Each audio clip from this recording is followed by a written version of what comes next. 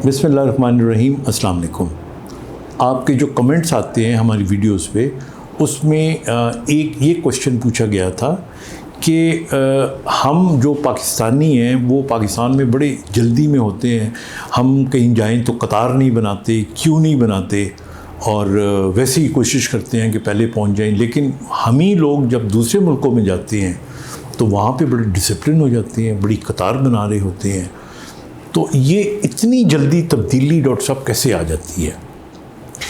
बिल्कुल मैं आपसे एग्री करता हूँ, 100% मैं एग्री करता हूँ। लेकिन अब मैं जो बात आपको बताने लगा हूँ, थोड़ा सा उसको आप ज़रूर गौर से सुनिएगा।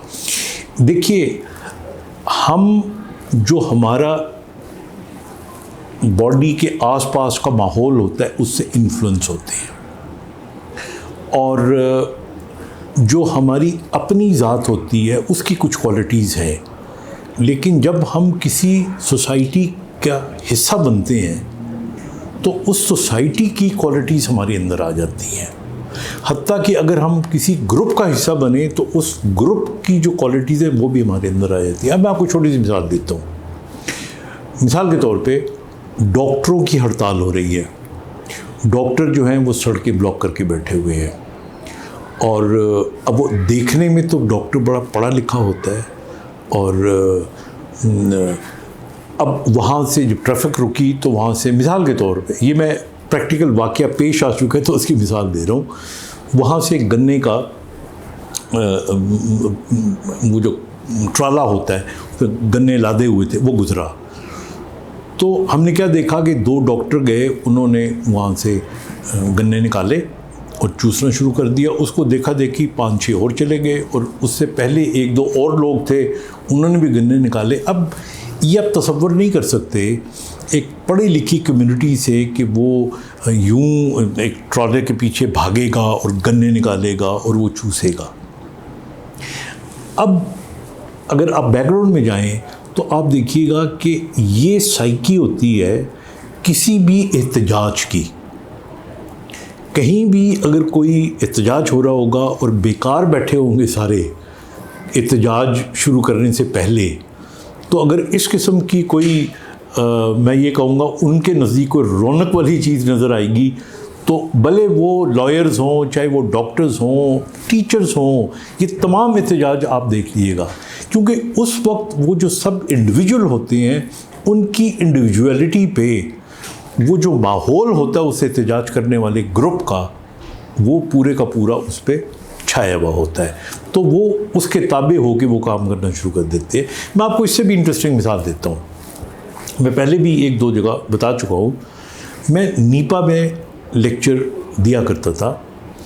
तो एक दफ़ा क्या हुआ, और जो मेरी क्लास हुआ करती थी उनके अंदर डिप्टी कमिश्नर्स होते थे, एसपीज़ हुआ करते थे, हाईली रैंक्ड पीपल।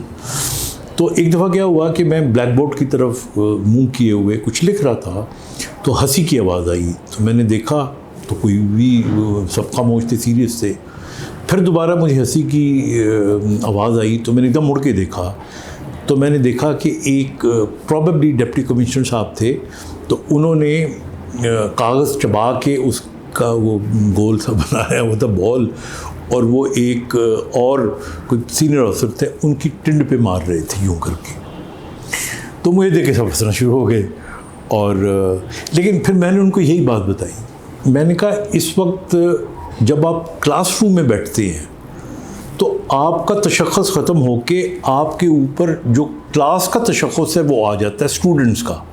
अब स्टूडेंट्स चाहे बादशाहों का हो क्लास के अंदर, या ऑफिसर्स हों, चाहे आम स्टूडेंट्स हो, वो सब बिहेव एक जैसा करेंगे जिस तरह के एक स्टूडेंट बिहेव करता है। तो क्लास के अंदर हमेशा आप देख लें कि टीचर के पीछे थोड़ी बहुत शरारत की जाती है, एक दूसरे के साथ छेड़छाड़ की जाती है। तो उस वक्त, हालांकि इन्हीं ऑफिसर्स को अगर आप देखें तो एक डीसी ऑफिस में बैठा हुआ जो डिप्टी कमिश्नर होता है, उसका इतना रोब होता है कि उसके सामने कोई हिल नहीं सकता।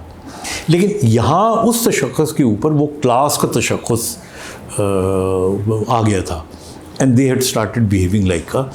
तो इसी तरह हम जिस ग्रुप का हिस्सा बनते हैं, जिस सोसाइटी का हिस्सा बनते हैं, हम, आपने कहा ना, अनफॉर्चुनेटली हमारे मुल्क का जो लोगों के बिहेवियर का जो तशख़्ख़ुस होता है उसके अंदर ये है कि लाइन नहीं बनानी, बड़े फ़ख्र के साथ हम लाइन तोड़ते हैं, बड़े फ़ख्र के साथ हमें लगता है कि ये हमारी अप्रोच है, हम शॉर्टकट मार के जाएंगे and we feel very proud of it.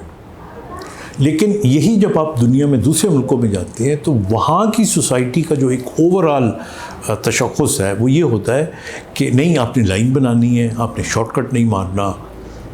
तो वो इन्फ्लुएंस हम पे हावी हो जाता है। हालांकि वहाँ भी हमारा दिल चाहता होगा कि हम अपना रास्ता ढूंढें, लेकिन but still you know lot of us become totally normal like them, because वो तशख़्ख़ुस हम पे हावी हो जाता है। तो इसलिए मैं हमेशा कहता हूँ कि देखिए, अपने जो बच्चे हैं उनकी जो कंपनी है वो अच्छी होनी चाहिए, बिकॉज़ आप अगर अच्छी कंपनी में रहेंगे तो वो अच्छी कंपनी का तशख़्ख़ुस आप में आ जाएगा। आप अगर बुरे लोगों में रहेंगे, आप तक़रीबकार लोगों में रहेंगे, तो उस तक़रीबकारी का जो तशख़्ख़ुस आपके अंदर आ जाएगा, आप उसको बुराई अच्छाई समझोगे ही नहीं, और आप ना चाहते हुए भी लाशऊरी तौर पे आप उस रास्ते पे पानी के बहाव की तरह बहते चले जाओगे।